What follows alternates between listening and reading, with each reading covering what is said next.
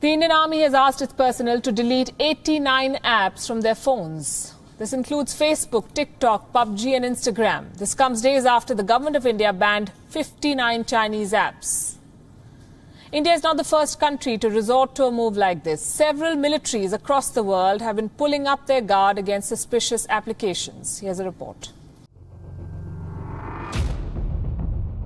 Soldiers with smartphones can be easy targets for the enemy, especially at a border with war-mongering China.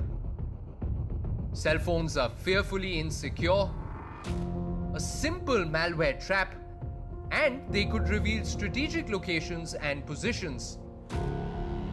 So the Indian Army has banned the use of 89 apps, some very popular ones like Facebook, TikTok and Instagram. Now, soldiers must immediately uninstall them, from video streaming apps like Zoom to dating apps like Tinder. In fact, the armed forces had banned TikTok and WeChat long before the government did.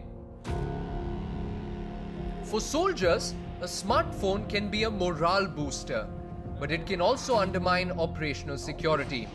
India is not the only country that has banned apps for the army. Countries like Turkey and Russia have banned the use of smartphones altogether at forward posts. China warned its troops against cab-hailing apps, saying they pose security risks. GPS detectors could pass on the user's location and personal information. China claimed hackers were collecting location data around military installations. In January, the US Defense Forces banned TikTok after a Pentagon directive. Now, the US Navy has gone on a Twitter rant, advising its sailors to not use TikTok. Guard up, says the Naval Chief of Information. You don't need to be a think tank expert to know that information control is important to the Chinese government. In 2017, the Israeli army launched a smartphone for its soldiers. The encrypted phones allow soldiers to send text messages, images, and emails securely.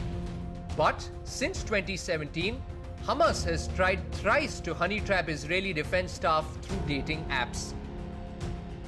They attempted to dupe troops by posing as Israeli women. Now, Israel has put up posters in barracks saying, "The enemy is listening, don't let Hamas entice you." In 2016, Indonesia banned police and military personnel from playing Pokemon Go. The move came after a Frenchman entered a military base hunting for virtual pocket monsters, which is done by visiting real-world sites guided by the app. Just a week before, the police had fought off a gunman and foiled a suicide bombing attempt outside a police station. Some intelligence agencies are not only tracking troop movements, they also follow individuals when they go home.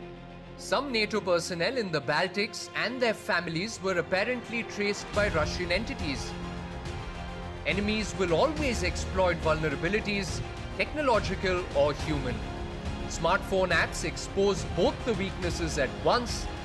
Social media posts can help find and track soldiers and pull the curtain on military activity. Bureau Report, WION World is One.